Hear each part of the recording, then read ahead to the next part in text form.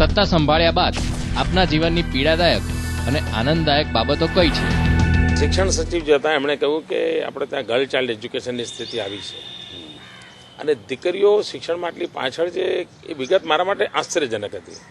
હું 6-7 વર્ષથી ગુજરાત બહાર હતો અને આટલું ડિટેલમાં મેં અધ્યયન પણ નહોતું કર્યું અને એ દિવસ એક પ્રકારે મારા જીવનમાં એક અત્યંત પીડાદાયક દિવસ હતો કે ગુજરાત જેવું હિન્દુસ્તાનમાં પ્રગતિશીલ કહેવાતું રાજ્ય, એમાં દીકરીઓના શિક્ષણમાં આવી દુર્દશા છે.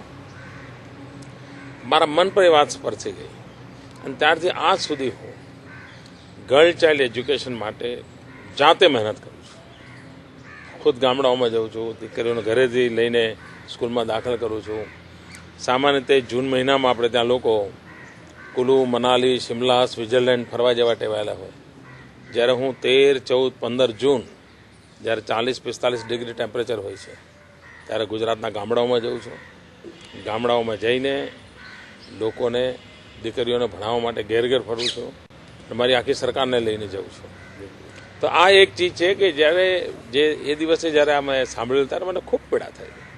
પણ પછી એવું નથી હોતું મારું કે પીડા થઈ એટલે રડતો બેસી રહું, એમાં હું રસ્તો શોધતો હોઉં છું. એવી રીતે થતું હોય છે. જ્યાં સુધી આનંદનો સવાલ છે, અનેક ક્ષણો એવા આવતી હોય છે કે જ્યારે આપણને કોઈક સામાન્ય ગરીબ માનવીનું કંઈક ભલું કરતા હોઈએ. દાખલા કે 6 વર્ષ લગાતાર સારો વરસાદ પડે, ખેડૂતના આંખમાં આમી જોવું, એટલો બધો આનંદ આવે કે ઓહો મારું ગુજરાત.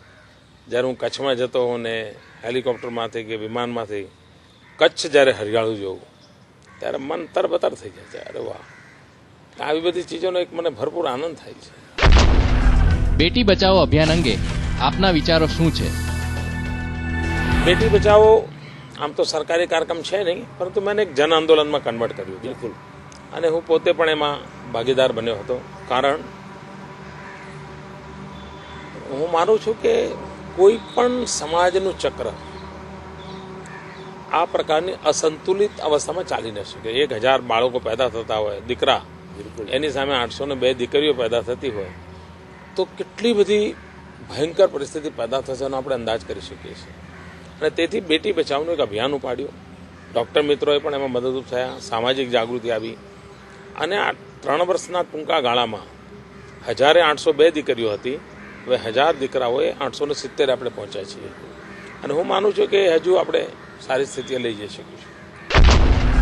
ગરીબો અને છેવાડાના માનવીના ઉત્થાન માટે આપની સરકારે શું કામગીરી કરી છે? મેં 2001થી સરકાર જ્યારથી સંભાળી છે ત્યારથી મારી ટોપ પ્રાયોરિટી એક જ છે, એ આ દેશના દરિદ્ર નારાયણની સેવા કરવી, ગરીબોનું ભલું કરવું. જ્યાં સુધી તમે સમાજનો એક તબકો પાછળ રહી જશે તો ક્યારેય વિકાસ થવાનો જ નથી. સમ્યક વિકાસ થવો જોઈએ, સર્વાંગી વિકાસ થવો જોઈએ, સર્વ સમાવેશક વિકાસ થવો જોઈએ, સર્વસ્પર્શી વિકાસ થવો જોઈએ. આ વિકાસનો સ્પર્શ બધાને થવો જોઈએ. કોઈ ભૂભાગ એવો ન હોવો જોઈએ કે જે વિકાસથી વંચિત રહી જાય. જો પહેલી વસ્તુ એ છે કે જે મેં વનબંધુ કલ્યાણ યોજના, સાગર ખેડૂત યોજના, ગરીબ વિકાસ સમૃદ્ધિ યોજના, કૃષિ મહોત્સવ, ચિરંજીવી યોજના, આ આખી બધી યોજનાઓ જે છે એ બધી યોજનાઓ ગરીબ કેન્દ્રિત યોજનાઓ છે. આપણે ત્યાં તો ઘણીવાર આવી અમુક બાબતોનો અંધાર પીછોડો કરવાની ટેવ પડી ગઈ છે, પણ તમને જાણીને આનંદ થશે અને કદાચ દર્શકોને પણ આનંદ થશે. શ્રીમતી ઇન્દિરા ગાંધીનો એક ગરીબોના કલ્યાણ માટેનો 20 મુદ્દાનો કાર્યક્રમ ચાલે છે અને એ શ્રીમતી ગાંધીના જમાના ચાલે છે અને બધી સરકારો એને ચાલુ રાખ્યો છે અને ગરીબોની ભલાઈ માટેનો એક કાર્યક્રમ છે. મારી સરકારે પણ ચાલુ રાખ્યો છે અને ભારત સરકાર એનું દર 3 મહિને મોનિટરિંગ કરે છે. ગુજરાતના સૌ ગરીબ ભાઈઓ બહેનોને આનંદ થશે કે ગરીબોની કલ્યાણની યોજનાઓના અમલવારીમાં 5 વર્ષથી લગાતાર આ દેશમાં આપણે પહેલા નંબર છે. 5 વર્ષથી લગાતાર. કોંગ્રેસની એક પણ સરકાર પહેલા 5માં નથી આવતી. આખા દેશની એક પણ સરકાર પહેલા 5માં નથી આવતી. પહેલા 5માં બધા જ એનડીએની સરકારો છે, બધી જ. એટલે ગરીબોના માટેનું કમિટમેન્ટ જે છે એ તમને અહીંયા દેખાય. હવે પર કેપિટા ઇન્કમ વધી છે. આ પર કેપિટા ઇન્કમ ગરીબોની વાત કરીને નક્કી ના થાય, ગરીબો સાથે જ હોય. એનો કે દરેકની વધી છે, કોકના 70 પૈસા વધ્યા છે તો કોઈના 60 પૈસા વધ્યા છે, પણ વધી છે બધાને. આ મૂળભૂત ફેરફાર આપણે લાવી શકીએ. ગુજરાતે મોડેલ એવું વિકસાવ્યું છે કે ગામડાઓને શહેરો જેવી ક્વોલિટી ઓફ લાઈફની ગુણવત્તા સુધારો, જીવન ધોરણ સુધારો.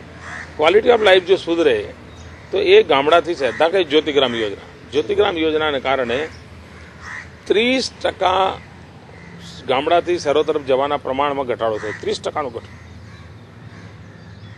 It's a miracle. Not only that, reverse trend ચાલુ થયો છે. રિવર્સ, તમે જુઓ આપણા રાજ્યમાં કચ્છની અંદર માઇનસ પોપ્યુલેશન ગ્રોથ હતું. માઇનસ, લોકો છોડીને જતા હતા. હવે કચ્છની અંદર લોકો પાછા આવી રહ્યા છે અને કચ્છની જમીન અને મુંબઈની જમીનના ભાવ સરખા થઈ ગયા છે. આટલી બધી સમૃદ્ધિ તરફ લોકો વળી રહ્યા છે.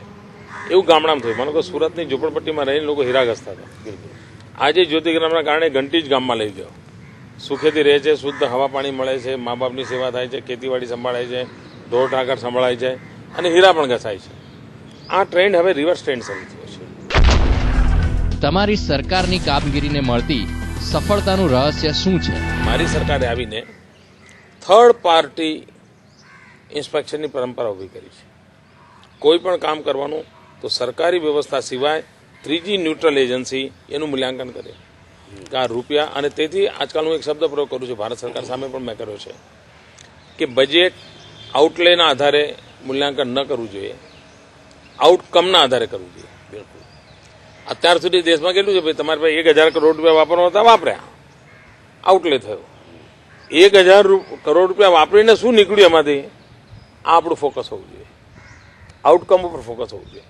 અને તેથી હિન્દુસ્તાનમાં હવે સમય પાકી ગયો છે કે આઉટલેના બદલે આઉટકમ ઉપર કેન્દ્રિત કરવું જોઈએ. અને આ વખતે પણ મારી બજેટ સ્પીચમાં મેં એનડીસીની મિટિંગમાં નેક્સ્ટ 5 યર પ્લાન માટે આગ્રહપૂર્વક કહ્યું છે કે આપણે આઉટલેના બદલે આઉટકમ પર ફોકસ કરવું જોઈએ. તો પછી તમે 1000 ઝાડ વાવ્યાનો આટલો ખર્ચો કર્યો, બજેટ વપરાનું.